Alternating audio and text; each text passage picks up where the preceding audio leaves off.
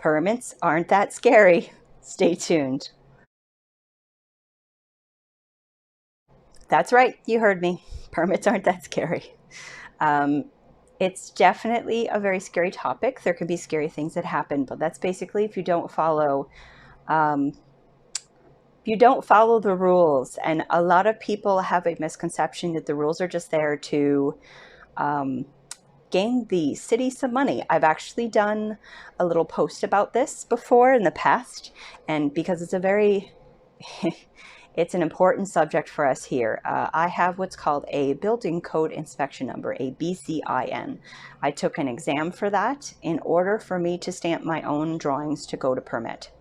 And I have what's called a small buildings BCIN, which means I can do houses and buildings under 3 stories and under 600 square meters, or about 6,000 square feet, roughly. It's underneath that number, but it's roughly that. Um, that's the limitations of what I can stamp, but I also coordinate with other professionals to do this. And I have a lot of experience doing permit for other people's projects, doing just the permits on projects, and doing permits for our own projects that we design as well.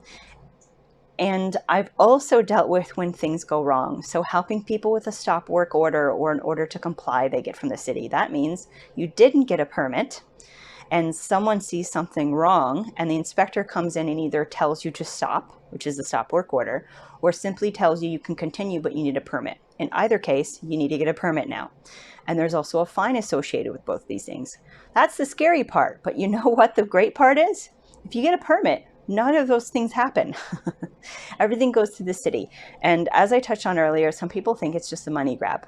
But what the building code and permits are there for is to protect you from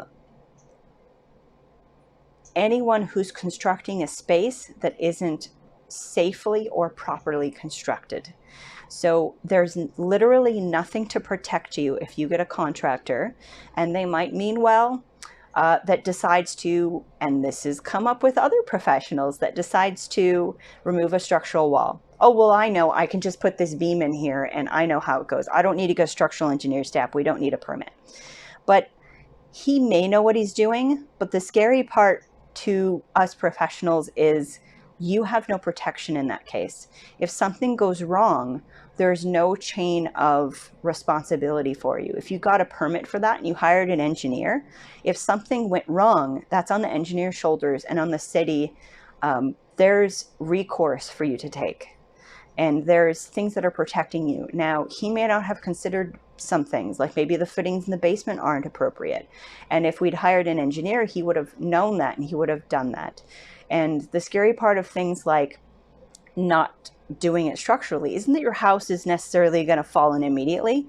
You're going to start seeing your floors cracking. You might see cracks up your walls as your house settles, or floors might start sloping.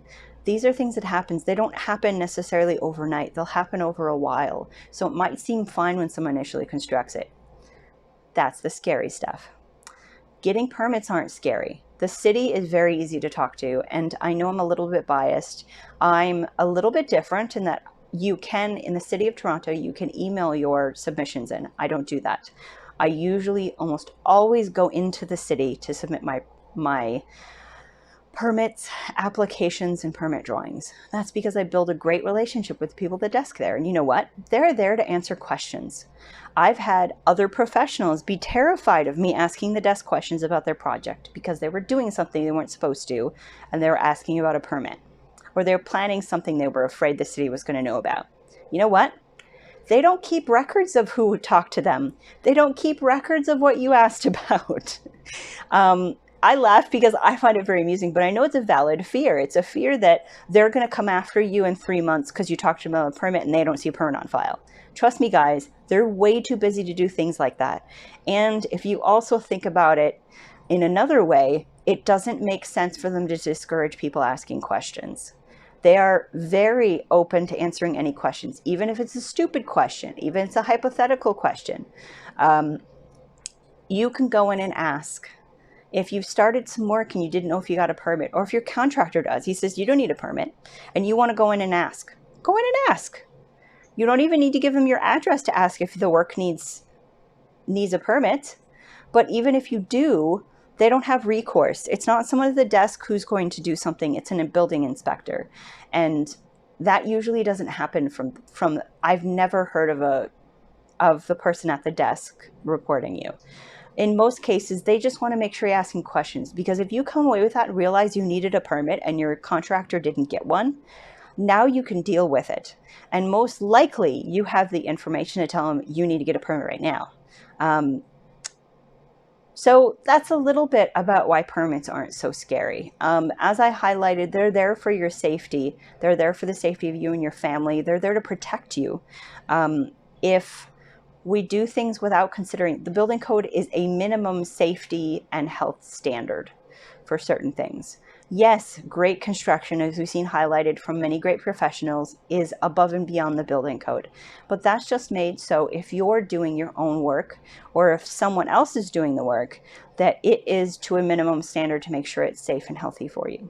So I hope that helps a little bit. This is a slightly shorter video, but that's it in a nutshell. And if you hire a professional, things are even less scary. I've already gone through the process. So things like the nightmare of having the plans examiner come back 5 times with things to change, that doesn't happen if you hire a good professional. I already know, I do research. I ask the city what they want to see for a permit. I've gone to the Committee of Adjustments. I've done many different things for my clients, and I've gone to the committee in a couple different cities. I've done permits in many different municipalities around the GTA, and they're all dealt with differently. But I have this experience so that when I submit something for you, like a permit, I know it's going to go through quickly and efficiently. I know what the plans examiners are looking for, which is why you've heard me discuss that my permit drawings are different than my construction drawings. That's because the plans examiner wants to see very different things, and usually a lot less detail than the contractor does. He doesn't care what your cabinetry looks like. The plans examiner doesn't care what the tile layout is. He just wants to know that everything is designed safely. And usually that's with a very efficient information. We can make sure he can do his job really well by giving him the right information and not overloading it with information he doesn't need to make a decision. So again, thank you for joining me. If you have any questions about permits, or if it's a little scary for you, if you're going through a process and you have some questions, you're always welcome to reach out to us. If you have ideas for other topics you'd love for us to cover, I'd be more than happy to cover them. Have a great day, everybody. Keep smiling.